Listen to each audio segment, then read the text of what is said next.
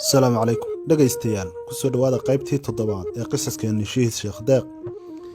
markay albaabkii iga soo saareen ayaan arkay naftuhura gadhcas oo intay lugihii iyo gamcihii isku xidheen ay figeeyeen qorraxda seexiyeen ayay badhna garaacayaan badhna kabahooda la dulmarayaan waa naxay waayo gadhcasa wuxuu ahaa naftuhura da'ah si xunna waa loo jirdilayaa oo bini'aadamtinimada ka baxsan askartii waxay ii geeyeen gadhcase kuwii dilaya markay arkeen ayay dilkii ka daayeen su'aal ayay i weydiiyeen miyaad garanaysaa haa ayaan ugu jawaabay markaas ayay igu yidhaahdeen sheeg shaydaan deeq oo ay ula jeedaan naftuhure sheekh deeq allaha ka raali noqdee intaan fiiriyey ayaan ku idhi ma garanayo markaasuu midu wadnaha haraati igaga dhuftay dhulkan ku dhacay markaas bay kabihii anna ila dulmareen kadib way i figeeyeen wayna naga tageen waxaa noo yimaaday mid la dhaho xasan oo ahaa maraajaaga lababaar intuu xadhiggii naga furay ayuu gadhcase la ka haystay meel balbala ah ayuu la galay in yar kadibna anigii waaka igu soo noqday anigiina waa la kaxeeyey markii la igeeyey meesha ayay bac basbaasna madaxa ii geliyeen markaad neefsato waxaad qaadanaysaa basbaas itoobiyaan sidiisii ah sanka indhaha ayaa ku gorori neeftuna way kugu xidhmi ilaa maskaxda ayaad ka ololi waa la soo wacay markaasay gaadhina saareen naftuhure beergel oo asna ay soo qabteen oo jir dilan ayay baabuurkii nala soo saareen waxaana la geeyey qabridaharre shilaabo kumaynaan istaagin casar ayaan tagnay qabridaharre waxaan isku mar nala keenay naftuhure gantaal oo ahaa taliyaha qaybta danab oo dhaawac ahaa maantana la soo qabtay dagaal laba naftuhure ay kaga shahiideen ayaa lagu qabtay isagoo xabaddu lugta ka jabisay saddexdannadii waxaana la fadhiisiiyey nin walba meel gooni ah oonkii gaajadii 3 beri shaah iyo biyo hal mar mooyee jidinkaygu cunto kale maanan marinin waxaa markaas dagaalka lanugula jira hagaya kornayn mustariiq shaaliqa maxbuub shaaliqa haadka laba liqay shaaliqa xaabsade intaasun baan ka garanayaa raggii dagaalka nugula jiray laakiin way badnaayeen markay maqhribkii ku dhowdahay ayaa naftuhure xayi dheere allahu naxariistee oo ahaa naftuhurihii aan ku ogeyn markii noogu wardambaysay sheekha waxay ka heleen meel laasa oo la dhaho gadhcilaan liyuuga ayaa arkay xabad kumayna ridin markuu biyihii dhaansaday ayuu baxay waxay rabeen inuu ula tago ciidankii kale uu ka yimaaday sheekhu meesha kama uuna fogayn wax yar kadib ayuu sheekhii u tegey sheekhii ayaa arkay ciidanka la wareegay ee daba socday naftuhure xayidhee xabaddii ugu horraysay sheekha ayaa ku riday mayna cararin waayo way hareereeyeen sheekha iyo xayidheere way kala jeedsadeen waxaa intaas loo soo wacayaa kornayn mustariiq gaadhiyada ciidanka ayaa baxaya kolba waxaan dareemaynaa in saaxiibbadannadii la helay laakiin anigu waxaan islahaa gaajo iyo oon ayay u dhammaan doonaan cadowga iyagoon is-arag waxaa intaas la keenayaa gaawaadhida dhaawaca ah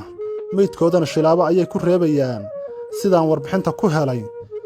way u geli waayeen sheekha waayo weligay maanan arag bili'aadam ka geesisan ka calool adag ka shiish badan ka kalsooni badan ka dhiiranaan geli badan isagoo fadhiya xabbad uu rida arki maysid khibradda dagaalka aad ayuu u yaqaanay keligii 100 nin wuu la dagaalami karaa markii ugu horraysay waxaa shahiiday naftuhure xayidheere allah yarxam 5 saacoo habeenimo markay tahay ka gees waxaa magaalada ka bilowday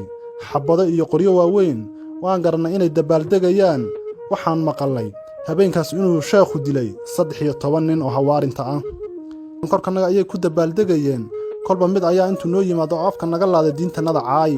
murugo naxdin iyo ciil ayaana dishay xabbaduhu way iska dhacayaan magaaladu waxaad mooddaa in maalin ciida la joogo dadweynihii oo dhan ayaa dabaaldegaya hambalyada hawaarinta iyo buraanburka ay haweenku tirinayaan ayay dhagahanagu maqlayaan ilaan ciil looma dhinto 7 naftuhure 3 waan xidhxidhannahay 2 meydkoodii ayaa lagu dabaaldegayaa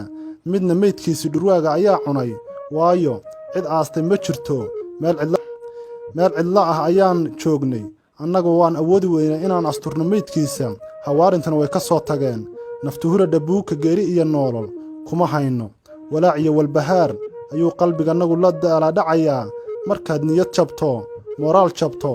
meydka ayaa ku dhaama dhegaystayaal la socda qaybta xigta ee 8aad intaan barnaamijka mid lamida ku kulmi doono sidaa iyo ammaano allah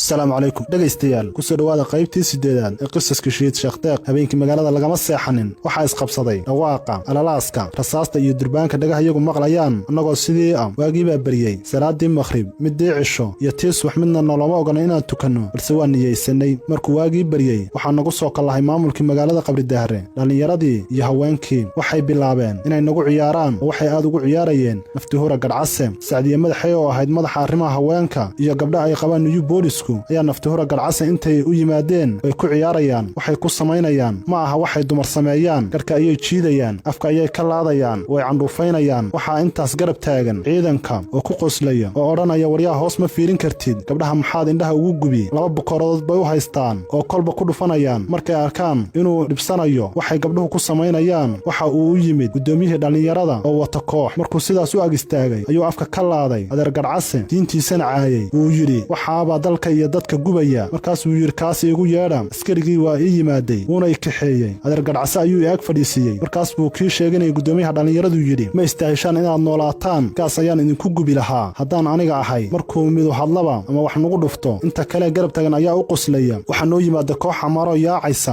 sawirro ayay nala ag istaageen gabadh kamida kuwii nagu ciyaarayay waa adeer gadcase candhuuf ku tuftay axmaar baa ku xanaaqay gabadhii adeer gadcase candhuufta ku tuftay intuu axmaar kula hadlay ayay wada murmeen ciil iyo murugo xanaaq ayuu qalbigu ilo ololayaa dhiigaygii naftaydii ayaan u huray inaan Itoobiya ka xoreeyo kuwan balse waxaaba nooga naxariis badan oo naga celcelinaya axmaaradan la dagaalamaynay baa nooga heelinaya oo diidan inay nabah dilaan hadda ogo waa shacabkan duurka u galee si aan naftanada ugu hibayno iyaguna xornimo u qaataan waxaan maskaxdeeda ku soo dhicin Itoobiyaan ayaa kuwaad dhiigaaga u hurtay kaaga fiicnaan doona in yar kadib waxaa loo yeedhay naftuhura beergeel waxaa loo sii qaaday degmada Shilaabo si uu ugu xaqiijiyo meydka ay wadaan inuu yahay Allahu naxariistay Shiid Sheekh Deeq ee ay keeneen degmada markuu u xaqiijiyay ayaa gawaarida la isku daabulay haweenkii iyo dhalinyaradina dhibaateynayay maamulkii gobolka waxay wada aadeen meydkii Sheekh Deeq si ay ugu soo duldhaanteeyaan kooxdan waxaa horboodaya gudoomiyaha gobolka Qoraxay iyo Saacdiye madaxay oo ahayd arrimaha haweenka oo ah islaanta meydka Sheekh afka kaga taagan markii beergeel lagu soo celiyay qabri dahre waa gaadhi nala saaray waxaana la dhex istaajiyay shacabkii magaalada oo la soo bixiyay dadka qaar wajiyadooda waxaad ka dheehan kartaa murug ah inay ka xun yihiin soo qabashadanada iyo bahdilaadanada halka bar kalena nagu jeesjeesayaan dhagaxaana ay wataan si ay noogu dhuftaan laakiin ciidanka ayaa diidan inay wax nagu dhuftaan aabayaashana hooyooyinkana iyo walaaladannada oo kuwan u halgamaynay balse iyagii lanaga celcelinayo calooliyow iyo murug badana nololna ayaan istaagay geeridaan jeclaaday waxa maskaxdeeda ku soo dhacaysa alla nasiib badana saaxiibadaadii shahiiday ee geerida dhadhamiyey ilaahay ayaa dhaafiyey indha xumaantan ku jeesjeesaya kuway u dhaawacmeen u gaajoodeen u oomeen ay nafta u hureen maskaxdeeda kama go'ayso wixii maalintaasna gaadhay waxayna noo ahayd dhacdo dhaawacday maskaxdayda balse waxaan niyaddayda u sheegayay haddaad dhimato geeri waataad u badheedhay oo midaad qoriga u qaaday balse haddii dunida nolol kuugu hadhan tahay waxaad dhaxlaysaa khibrad iyo waayo aragnimo dhegaystayaal